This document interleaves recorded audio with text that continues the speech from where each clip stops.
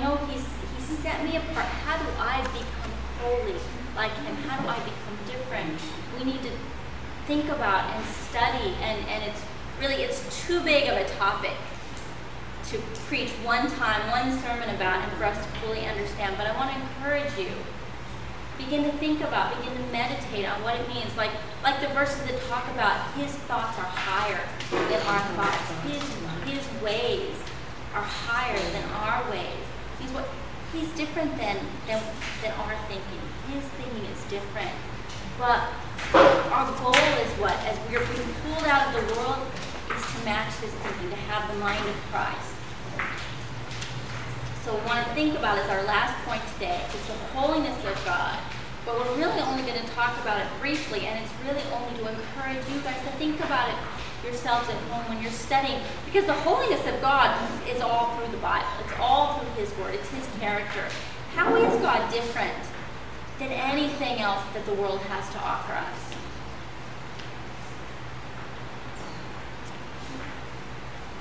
Now, when Moses and the people of Israel came out of Egypt, God parted the Red Sea. They sang a song to God. And one verse says in Exodus chapter 15, verse 11, it said, "Who among the gods is like you, Lord? Who is like you, majestic in holiness, awesome in glory, working wonders?" And the answer is that there is no one like God. So when you think about, how is God different? There is none like Him. And when we begin to think about that and meditate on it,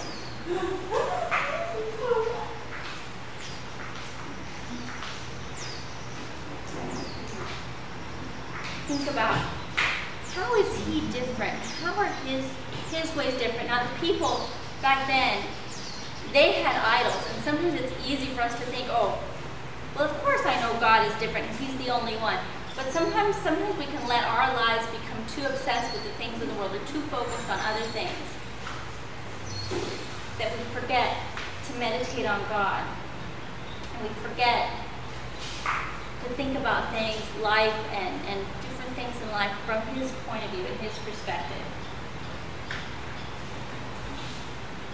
You know, I've thought in the past about even how I pray for people. Am I praying for that person, you know, for the best for their life? Am I seeing their needs from God's perspective or only from my perspective? Because sometimes I want to pray for them that everything in their life be solved and that they have no problems or anything.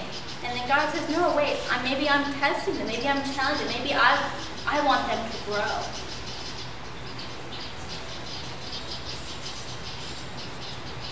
But we start to meditate on God's holiness. And we think about, wow, He is different. And we examine our lives and think, how am I different? Matching His holiness. How has it changed me? And we let Him influence us. Just like we said, His thinking is different. Then what happens is our thinking changes and becomes different. And then our actions will become different.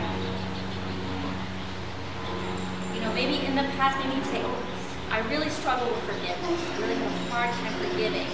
Maybe they'll start thinking about, wow, how much God Himself has forgiven, how much He has done. And maybe we notice, oh, my thinking starts to change. Wow, if He can forgive the whole world, if He can forgive Moses, who murdered an Egyptian when he was younger, right? And had to flee Egypt, if He can change his life and make him into a leader that led those people out of Egypt, a man that saw God, that God talked directly to, and not through visions, then why can't I forgive my neighbor? Or why can't I forgive my sister? Okay, so you think about how God is different. Say, okay, Lord, let me be different too in my life. And we should find that our thinking changes, that our behavior changes. Notice what Paul says in 1 Corinthians chapter 2, verse 6 through 16. He says, we do, however, speak a message of wisdom among the mature, but not the wisdom of this age or the rulers of this age, who are coming to nothing. No, we declare God's wisdom, a mystery that has been hidden and that God destined for our glory before time began. None of the rulers of this age understood it. If they had, they would not have crucified the Lord of glory. However, as it is written, what no eye has seen, what no ear has heard, and what no human mind has conceived, these things God has prepared for those who love him. For God has revealed them to us by his Spirit, and the Spirit searches all things, even the deep things of God. For who knows a person's thoughts except that person's own spirit within? In the same way, no one knows the thoughts of God except the Spirit of God. We have not received the Spirit of the world, but the Spirit who is from God, that we may understand what God has freely given us. This is what we speak, not in words taught us by human wisdom, but in words taught by the Spirit, explaining spiritual realities with Spirit-taught words. The person without the Spirit does not accept the things that come from the Spirit of God, but considers them foolishness, and cannot understand them because they are discerned only through the Spirit. The person with the Spirit makes judgments about all things, but such a person is not subject to merely human judgments. For who has known the mind of the Lord so as to instruct him? But we have the mind of Christ. And that's our challenge. Do we have the mind of Christ? We're supposed to have his mind and have our thoughts matching his. Do we speak God's wisdom to other people? Even if they don't understand. Here it says, we should be able to speak and to tell other people God's wisdom. And you know what they're going to see? They're going to say, wow, you're different. Right? And maybe they won't understand it, like this says. But they'll notice different. You have a different perspective on life. Or you have a different perspective on maybe my situation or my problem.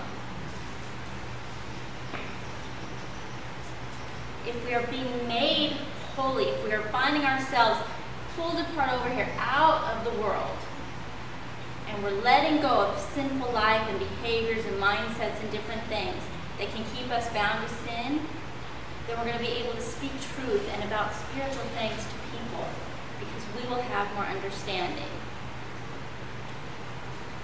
So as we are being pulled out and made holy, we will notice that change in our lives. And maybe that will give us an opportunity to ask, why are you so different? And then you have a chance to say, why I'm different? Because God is different, and he makes me different too. Let's stand up as we close today.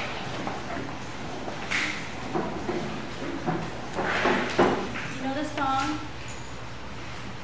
Or you want to add this? Do you want now?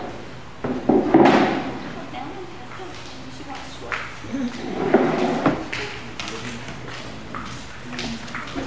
Yeah.